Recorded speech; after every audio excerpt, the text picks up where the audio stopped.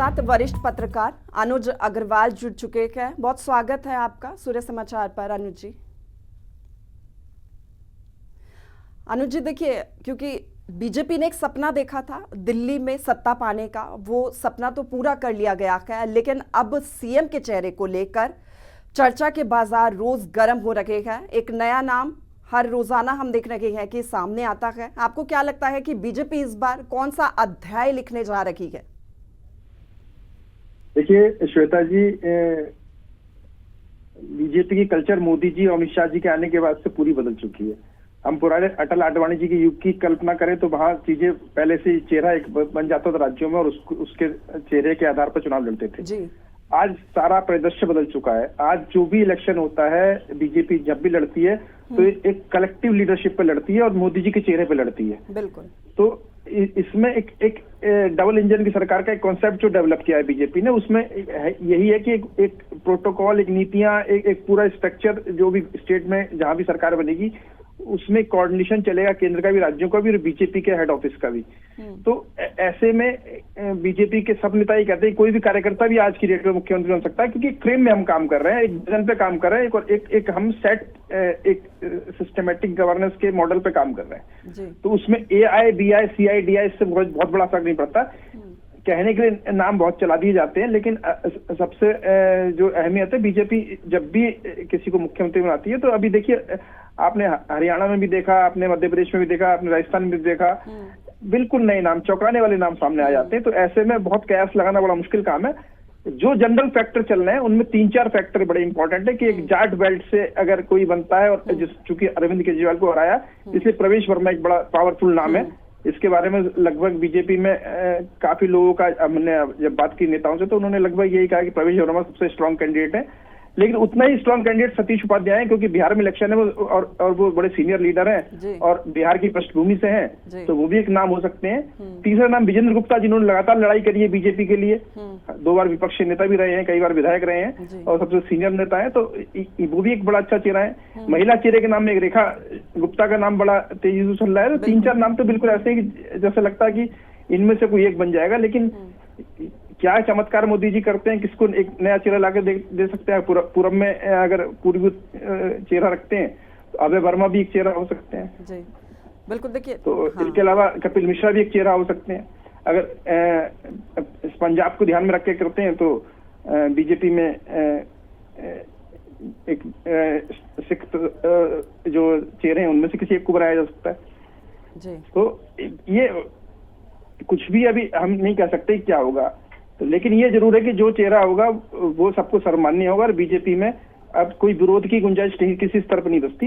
लेकिन मुझे जहां तक मोटा मोटा लगता है कि एक CM, 2 डिप्टी CM और एक विधानसभा अध्यक्ष, ये 4 बड़े नेताओं के जो मैंने नाम लिए हैं कि शायद विधानसभा अध्यक्ष जो है विजेंद्र गुप्ता को बनाया जाए, 2 डिप्टी CM सतीश उपाध्याय और सिरसा साहब बन जाए और CM के लिए प्रवेश वर्मा का नाम हो जाए। इस तरीके का एक आप कह सकते हैं कि बड़ा सिलेक्टिव सा आकलन अंदाजा नहीं लगा सकते हैं। अनुज जी देखिए, क्योंकि प्रवेश वर्मा का आपने भी जिक्र किया, प्रवेश वर्मा ने क्योंकि केजरीवाल को हराया है और सभी का दिल भी जीता है, एक बड़ी जीत उनकी, और सबसे पहले लाइन में वही चल रखेगा।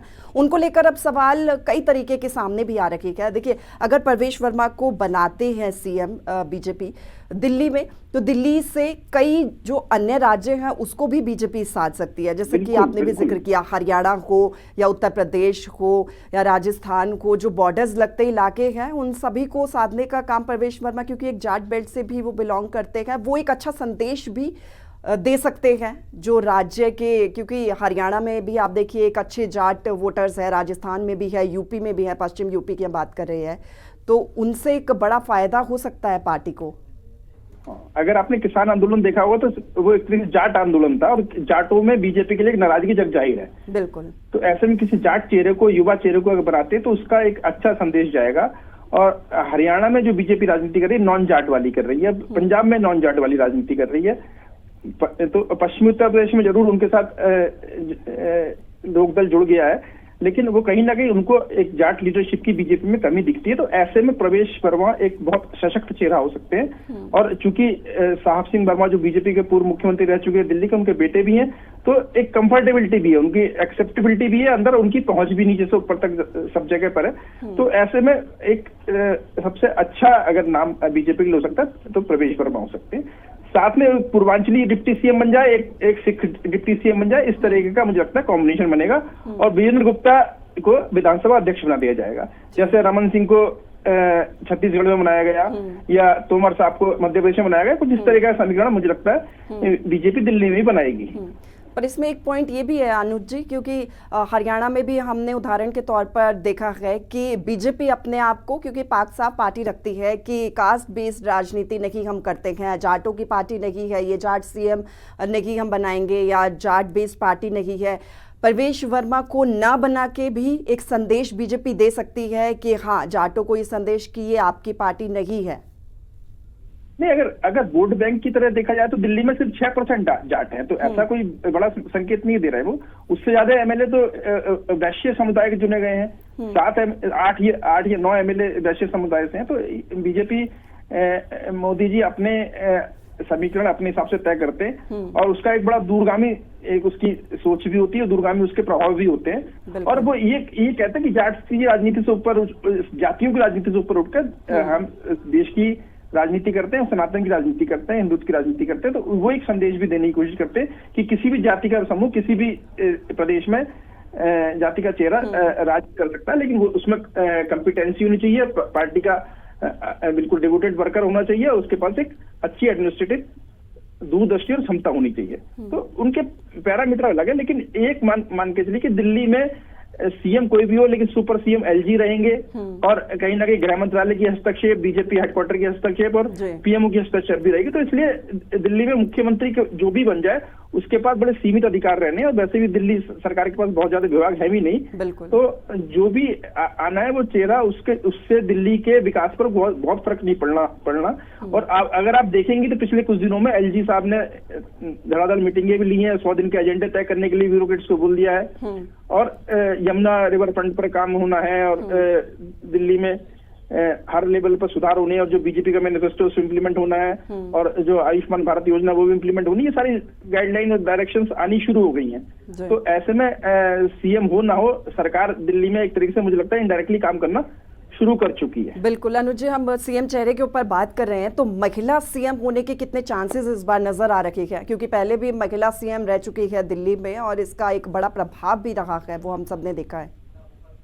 देखिए, महिला चेहरा होना एक बीजेपी का एक ट्रम्प कार्ड हो सकता है, क्योंकि राष्ट्रपति भी उन्होंने एक तरीके से एकदम ट्रम्प कार्ड के रूप में द्रौपदी मुर्मू का नाम लाए थे।